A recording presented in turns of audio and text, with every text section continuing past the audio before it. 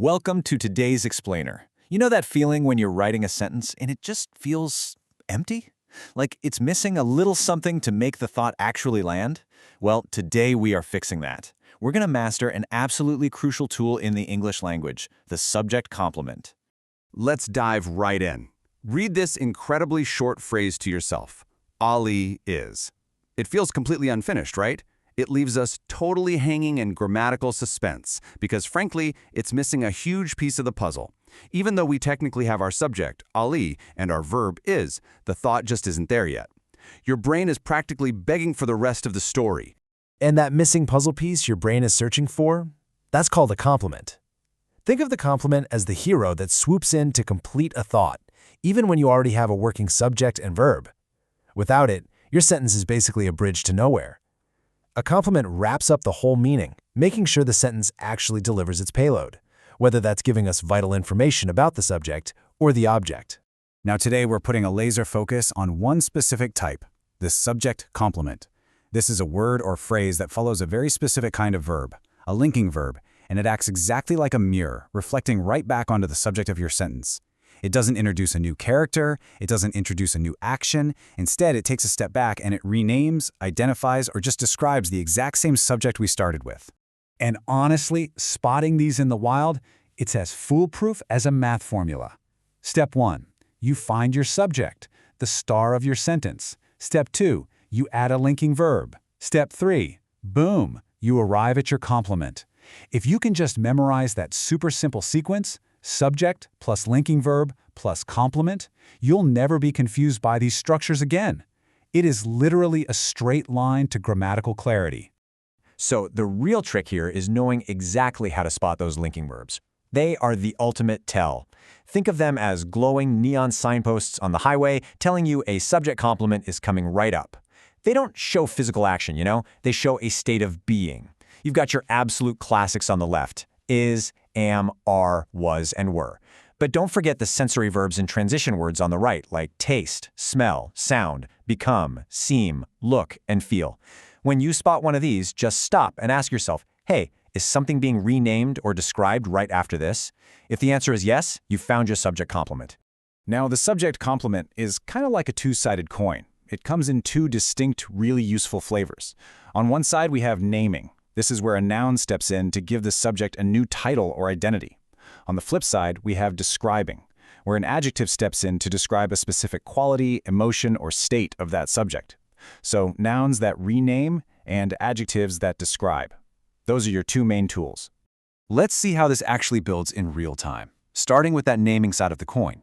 Take the sentence. Sara is a doctor. We have our subject, Sara. We have our classic linking verb, is. And then we get the phrase, a doctor. Right here, doctor is a noun that perfectly renames Sara. It's the exact same person, just identified with a new professional label. Sara basically equals doctor. That linking verb is working exactly like an equal sign. Check out the unbreakable pattern in these examples. My father is a teacher, teacher renames father. This became her favorite book, book renames this. The winner is she. Water is a compound. Mr. Khan remained the headmaster. See it? In every single one of these sentences, the final word or phrase is simply another noun, pronoun, or title reflecting straight back onto our subject. Grammar nerds like to call these predicate nominatives, but honestly, you can just think of them as noun complements. They literally just name the subject again. Okay, flipping the coin over to the describing side, listen to this one. The soup smells delicious. We've got our subject, the soup. Our linking verb this time is a sensory one, smells. But notice that delicious isn't another name for the soup, right? A soup isn't a delicious. Instead, it's an adjective. It's telling us a specific descriptive quality about the soup. It's describing its current state to us. And it works the same way here. In all of these cases, instead of renaming, the adjective complement acts as this powerful descriptor of the subject's condition, feeling, or state of being. She seems happy today. The adjective happy describes she. The sky turned dark. Dark describes the sky. He felt tired. The milk tastes sour. Your plan sounds excellent. That adjective is serving up vital information about the subject right after that linking verb bridges them together. You might hear these called predicate adjectives, by the way. All right, you've got the formula down, you know exactly which signpost verbs to look for, and you've fully grasped those two distinct types, nouns and adjectives. So, it's time to put on your detective hat. let's do a quick rapid-fire quiz to see if you can apply this foolproof formula yourself. Let's see how sharp your ears and eyes are today. Here's your first practice sentence. The cake tastes amazing. Take a second. Ask yourself, what is the verb here, and what is the word coming immediately after it actually doing in a sentence?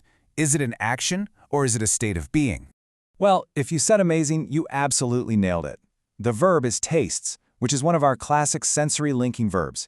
Because of that, amazing is an adjective, functioning as a subject complement. It's describing the quality of the subject, our cake. Great job. Let's try just one more to really lock this in. Sentence 2. My sister became a doctor. Look out for that signposting linking verb and tell me what the complement is in this sentence. Oh, and as a bonus, is it acting as a noun or an adjective? Spot on. A doctor is the subject complement here. Became is our linking verb, showing that transition, and a doctor is the noun form of the subject complement, beautifully renaming the subject. Sister equals doctor. It's that simple. So, to recap everything we've unpacked today and really solidify this in your mind, always find your verb first. Check if it's a linking verb like is, seems, becomes, or feels. If it is, look straight to the end of the sentence to see how your subject is being completed. It'll either be renamed by a noun or described by an adjective. If you can just remember that simple two-sided coin, you have officially mastered the subject complement. Now it is your turn to be the grammar expert. I challenge you to craft your very own sentence using a subject's complement and drop it in the comments below. Get creative with it. Use a wildly descriptive adjective or maybe a totally surprising noun. Just make sure you bridge it all together with a linking verb. But before we wrap up, think about this. How much of our everyday communication relies entirely on these invisible little grammatical mirrors reflecting our thoughts back to us? Keep looking for those structural patterns, and I will see you in the next explainer.